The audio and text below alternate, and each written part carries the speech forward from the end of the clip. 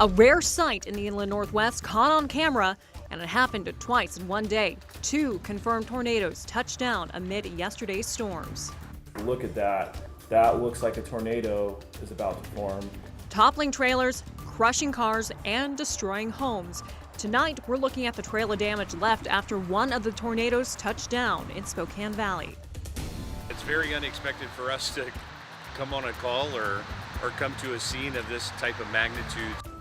From stormy weather to mountain snow and frosty conditions in the valleys, I'm tracking all these things in the forecast over the next several days across the inland Northwest. That's a tornado. Yeah. It's starting to form right here. Oh no.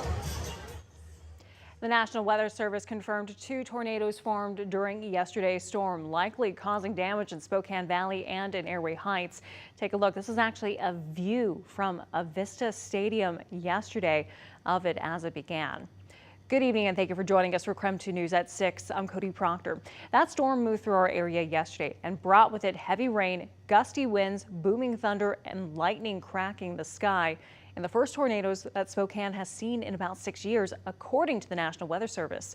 The first tornado touched down in Airway Heights around 7 last night. And about 25 minutes later, this funnel cloud spotted in the Dishman Hills area. Reports say it may have caused several fallen trees and flipped a trailer, damaging homes and cars.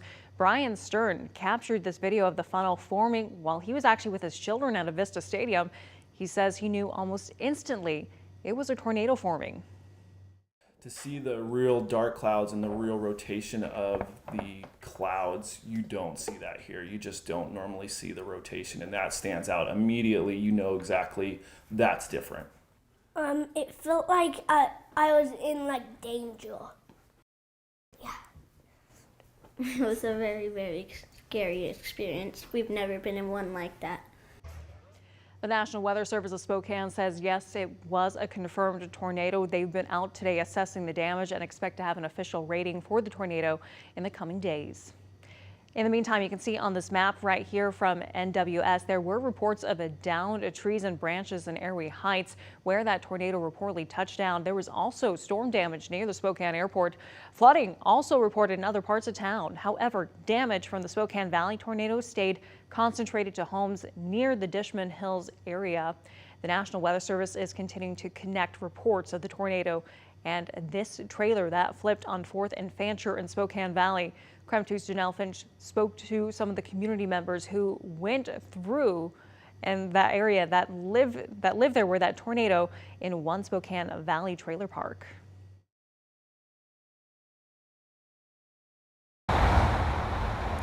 Cody, this community is seeing the damage from last night's storm in the light, from broken glass to uprooted trees to even a trailer flipping onto another. One resident told me that she was so scared after last night's storm that she actually spent the night out of her home. Mobile home residents say Friday's storm was unlike anything they've ever seen.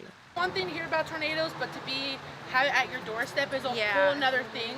Extreme winds brought down trees and caused significant damage in the RV neighborhood off of 4th Avenue. One resident watched a tree sway outside her home and says she feared for her life. Me and my brother were in the trailer closest to the tree, and I was like, this could have gone a whole different way. I could have lost my brother and I could have died or get seriously injured. That tree ended up falling between her and her neighbor's home. Now, even though the storm is over, that resident says she still can't shake the feelings she felt that night. But I'm still really nervous about it and scared. Down the street from her, the storm also caused a trailer to flip onto another trailer. When Spokane Valley fire crews arrived on scene, they found 2 people trapped in one of the mobile homes. One gentleman said that evening he just finished talking to his wife and said he was going to lay down and take a nap. And the next thing he knew, he was upside down. Spokane Valley fire officials say the 2 people were not harmed. Today, it was all about picking up the pieces. This road behind me was actually blocked off by trees. As you can see, crews have removed those trees and traffic is now flowing through again. In Spokane Valley, Janelle Finch, KREM 2 News. Janelle, thank you so much. And just a few blocks from where that trailer flipped, trees came down on East 5th Street. This large one right here took out 2 cars, damaging one and destroying the other. The owners say they had actually just cut down a tree about a month ago. to prevent something like this. And just a few houses down, a home heavily damaged after a tree toppled onto it. This house was in the area where the tornado was spotted. No one was hurt when this tree fell into the home, but you can see the damage right there splitting through the roof.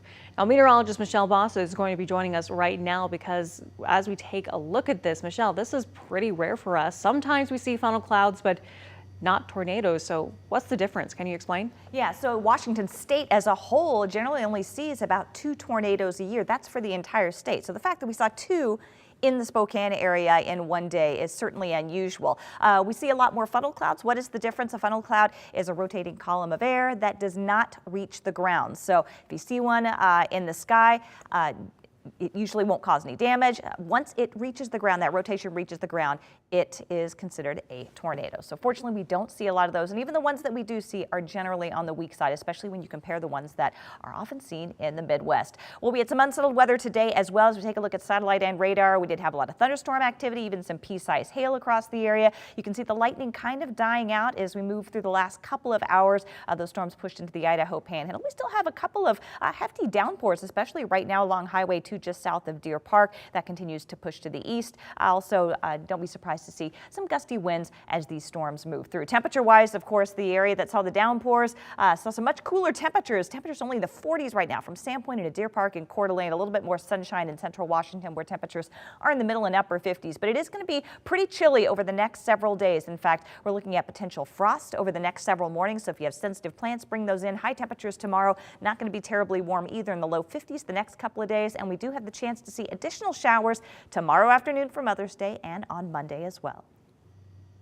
Michelle, thank you so much. And of course, we are still tracking the remnants of this storm. And if you'd like the latest on these tornadoes, just text the word storm to 509-448-2000. You could also text your storm pictures and video to that exact same number. Moving on now to a developing story of what some are recounting as a mob at Lewis and Clark High School this week. All of a sudden we just hear this like massive rumbling of like, it had to be like over 100 kids just running to the main building. So I was in the lunchroom and everyone just started getting up and like running. So then I just started running too, and I thought like low-key we were getting shot up, but we weren't. They were just like, I don't know, a rush of people. As I'm walking to my 4th period, I just see a bunch of kids, boom, spring down the hall, so I go and check it out. KREM 2 spoke to several students who say the situation was not a fight. Instead, it was a heated confrontation. According to a letter from the principal, a group of students were threatening another student at lunch. Eventually, that student took off running towards the main office. That's when Spokane police say a mob of about 75 students followed. Spokane police received multiple 911 calls. Officers found a crowd of students surrounding the main office when they arrived. Students described the mob as a mix of those wanting to see a fight, those wanting teachers to intervene, and some wanting to see what the commotion was. New tonight, a man killed and an officer injured in a shootout with police in Wenatchee this morning. Here's what we know at this moment. Wenatchee police officers responded to reports of someone shooting into Living Hope Church on North Chelan Avenue around 8:30 this morning. Officers confronted the suspect, resulting in shots fired. The suspect was shot and killed by officers. One officer has non-life-threatening injuries. North Central Washington Special Investigation Unit has started an independent investigation into the shooting. Roads surrounding the church are blocked off until later this evening. In your health news tonight, bird flu now confirmed in the state of Washington. And it's the same strain wreaking havoc on commercial chicken farms in the Midwest. The Washington State Department of Agriculture says they got a call from a chicken producer in Pacific County who reported a sick bird call on a state hotline. About 50 birds in the small flock were euthanized. Wildlife officials believe they caught the flu from migrating waterfowl. Unfortunately, sometimes they stop amongst our domestic flocks, and it can be spread by fecal contamination. The state health department says the risk of it spreading to humans is extremely low. However, the CDC says a man in Colorado who was in contact with infected birds got bird flu last month. We're told his symptoms were mild and he's been treated. However, the bird flu isn't just impacting chickens. Bald eagles and other wild birds are getting sick and dying at an alarming rate, according to the Department of Agriculture. It's estimated more than 950 wild birds tested positive in this outbreak. 54 of them were bald eagles. Bird rehab centers are seeing an increased number of sick birds unable to fly.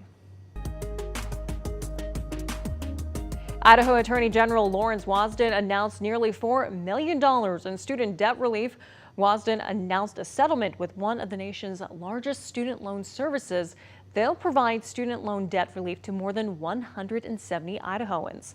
Borrowers don't need to do anything to get this benefit. A notice will be sent to those who qualify in the coming months. The settlement still needs to be approved by the Ada County District Court. Still to come on KREM 2 News tonight, a Washington state man returns from the conflict in Ukraine. I'll never forget the sound of a Russian cruise missile. What he saw while overseas when we come back.